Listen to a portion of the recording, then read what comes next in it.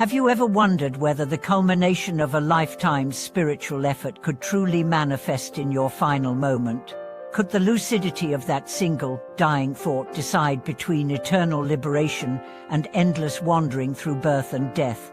Welcome back to our channel. I'm your familiar guide, and today we delve into the profound urgency of sustaining an unconfused mind at life's final threshold. In this video, we'll explore two pivotal insights: that ultimate success in practice hinges not on grand achievements but on the clarity of your last conscious intention, and that this clarity can only be forged by daily, unwavering cultivation rather than last-minute efforts. We often hear in the sutras, at the moment of death, a single thought fixes one's destiny, repeatedly emphasized as the core secret of the dying transition. Many practitioners devote decades to ritual, study, or meditation, only to falter in their final hours. Yet there are those who face death with serene mindfulness, utter the Buddha's name, and are assured rebirth in the land of ultimate bliss. These accounts remind us that the line between liberation and continued flux can be as fine as the boundary between clarity and confusion in that last breath. True spiritual fortune is not measured in worldly honors or fleeting comforts, but in the unwavering brightness of that final thought.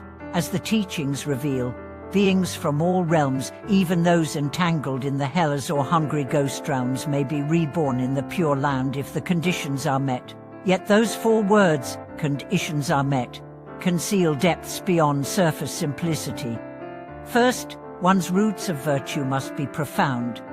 A resolute final thought springs from the cumulative merit of countless lifetimes, sown through generosity, compassion, ethical discipline, and sincere practice. The very fact that you have encountered these words, clicked on this video, and feel their resonance indicates a powerful causal seed planted in your past lives, now awaiting activation. Second, the defining factor is that final thought itself. This singular moment synthesizes every intention, word, and deed you've performed. If it is clear and anchored in the name of Amitabha Buddha, rebirth in the Pure Land follows inexorably. If it is clouded by attachment, fear, resentment, or ignorance, you drift untethered, subject to the currents of karmic retribution and further rebirth in lower realms. This is the meaning of one thought of heaven, one thought of hell. Third, this lucid final thought cannot be conjured on a deathbed through panic or blind hope. It arises naturally only from consistent, daily training. Imagine practicing a skill so often that it becomes your reflex, like riding a bicycle. When the death moment arrives, the mind will naturally know how to settle on that single, liberating thought if you have rehearsed it faithfully throughout life. Consider the true story of an elder whose life exemplified this principle. He devoted himself to reciting the Amitabha Sutra day after day, unwavering in his practice. When a serious illness struck in his final years, doctors pronounced him near death on multiple occasions.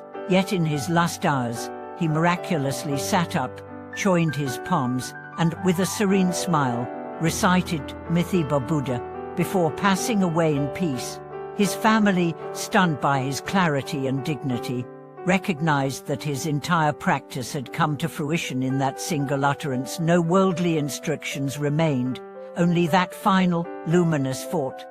This story underscores that real spiritual wealth is not about accumulating titles or performing elaborate rites. It is about nurturing a mind so settled that, at the critical moment, only one clear intention remains. Anything less, and decades of effort can unravel in an instant. So how do we train for this decisive clarity? It begins with daily dedication. Each morning, set aside time for focused recitation, whether of a mantra, sutra, or a simple name of the Buddha. Let each repetition be an opportunity to stabilize the mind, to deepen your trust in the practice, and to feel the presence of awakened compassion in your own heart. Complement this with mindfulness in daily activities. While washing dishes, feel the warmth of the water, the texture of the plate, the rhythm of your breath. When walking, notice each footfall, the play of light on leaves, the cadence of movement. These practices weave awareness into the fabric of everyday life, so that at the threshold of death your mind naturally rests in clear presence, rather than being swept away by panic or distraction. Another powerful support is cultivating wholesome relationships. Offer gentle kindness to those around you, family, friends, even strangers. Speak words of encouragement, lend a helping hand, share a meal with sincerity. These acts of compassion create a network of reciprocal support. The merit you generate becomes a field of benevolent conditions that can buoy your mind when you most need steadiness. At the same time, never underestimate the power of reflective inquiry. Regularly examine the quality of your intentions. When anger flares, pause and ask, what seed am I planting? When ambition arises, consider whether it is rooted in genuine service or in self-centered yearning. Each moment of honest self-reflection uproots subtle defilements, preventing them from coalescing into confusion at the end. Of course, obstacles will arise: physical pain, emotional turbulence, fear of the unknown. When they do, recall the model of that elder, whose unwavering practice transformed even his final agony into a moment of serene clarity. Draw strength from the lineage of countless practitioners who have faced death with dignity. Let their examples remind you that the final thought is not an abstract theory, but a living reality, available to anyone willing to dedicate themselves wholeheartedly. As we continue this video, we will explore specific techniques such as guided dying meditations, breath-centering practices, and partner-supported recitations that can deepen your confidence and familiarity with sustaining a clear final thought.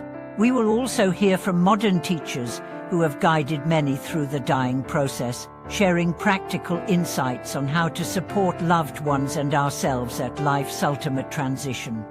Thank you for watching this video.